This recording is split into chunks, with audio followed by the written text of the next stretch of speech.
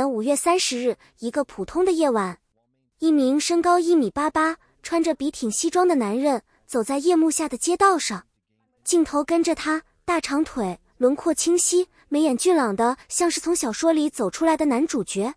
视频发上去没多久，评论区就炸了，将近7万个点赞，全是在夸他帅。没有人知道那是他留给这个世界最后的画面。5天后，2026年6月4日，33岁的演员金泽在杭州的家中悄悄地走了。消息传出来的时候，整个影视圈愣住了。前几天还在剧组见过他，怎么说走就走了？今天我们来聊聊金泽这个人，聊聊他走过的路，以及他的离开为什么让那么多人心里堵得慌。金泽本名张家伟，1993年1月30日生于山东威海。威海是一个安静的海边城市，空气好，节奏慢，三山四季都有滋有味。也许正是从小在那里长大，他心里始终有一块地方装着对平静生活的向往。他从北京服装学院毕业，最开始走的是模特这条路。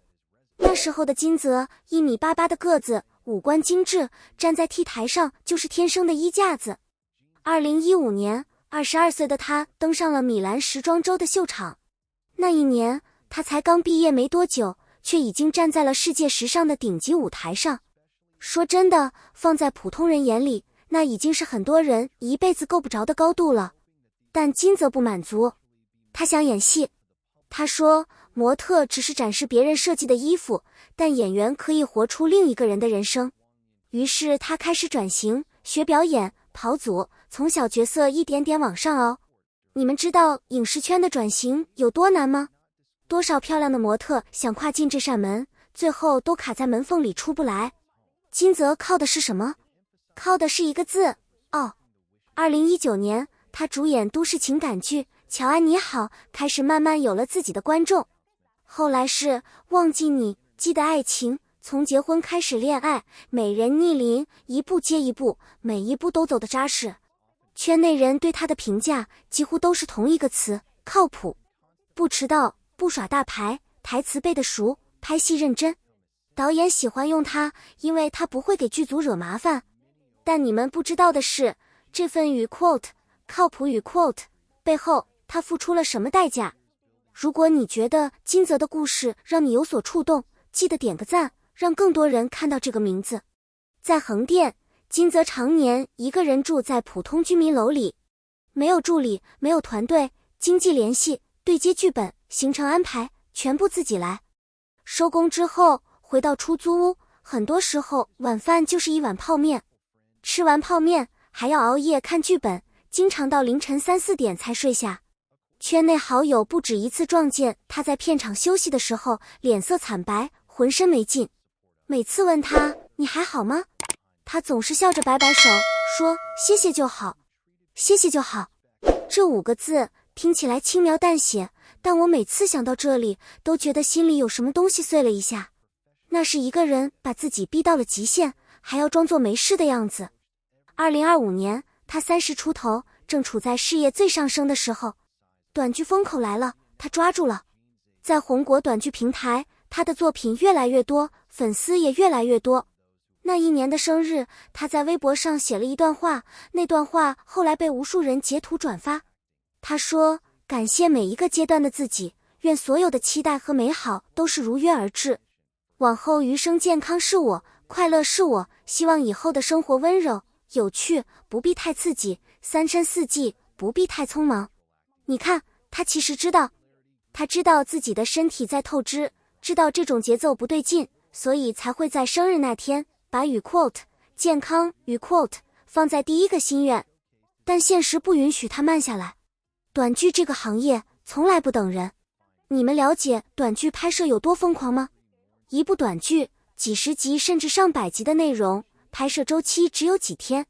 演员早上6点化妆，半夜12点收工，有时候连续2、3天不睡觉都是常态。金泽最近的3个月连续无缝接档拍了《等花开》《等你归》和至少另外2部短剧，没有休息日，没有强制体检，没有五险一金。圈内没有人强迫他，这个行业就是这样，停下来就意味着资源给了别人，机会转眼就没了。所以他继续撑着，继续笑着说谢谢就好。评论区告诉我，你觉得这样的行业环境该怎么改变？5月6日，他在微博发了一条杀青动态，那是他最后一次更新微博。5月30日，他发出了那条换装视频，7万个点赞，评论全是在夸他帅。那天他穿着西装走在夜幕下，不知道他有没有抬头看看天。6月4日，在杭州的家里，他被发现已经离世。他还有一部剧《等花开等你归》没有播出。平台数据显示，那部剧的预约人数已经超过148万，148万个人在等他，等不到了。消息出来之后，他的合作好友王嘉禾在社交平台上写了4个字：泽哥一路走好。4个字，那种心痛就藏在那4个字里面。金泽的离开让很多人开始问一个问题，这个行业到底出了什么问题？他不是第一个。44岁的群演陈宇长期熬夜，作息不规律，在出租屋里因脑出血离世。43岁的导演高俊连续超负荷工作，在家里因心肌梗死去世。过去3年，影视行业里至少有6位30岁左右的从业者在片场或家中猝死，大部分人没有上热搜，没有人追问，事情过了1-2天就没人提了。金泽这次上了热搜，但热搜能维持多久呢？1天，也许2天，然后大家又去刷别的内容了。这才是最让人心寒的地方，不是一个人的死，而是死了之后什么都不会改变。短剧平台还在一步接一步地产内容，算法还在把那些禁欲系总裁、霸道男主推给屏幕前的你和我，片酬还是那么低，没有保障，没有体检，没有任何兜底的东西。而在银幕另一侧，那些演员，那些导演，那些场务，那些灯光，还是每天工作16个小时，告诉自己年轻，扛得住。金泽扛不住了，他在33岁停了下来。我想起他生日时候写的那句话：3餐4季，不必太匆忙。他写这句话的时候是什么心情？是真的希望自己能慢下来，好好吃3顿饭，好好睡一觉，好好看一看窗外的天？还是说他其实已经预感到这种生活可能要很久很久之后才能实现，或者根本就实现不了？我不知道答案，但我知道那148万个等他新剧的粉丝，那些喜欢他的观众，那些在他视频下面夸他帅的人，都没有想到那个换装视频会是最后一次见他。有时候我们以为还有时间，以为下一部剧还会看到他，以为下一次直播他还会笑着跟大家打招呼。生命就是这样，从来不提前通知你。金泽走了，33岁，正是最好的年纪。他留下的那些角色，那些剧，那些在夜幕下行走的画面会留着。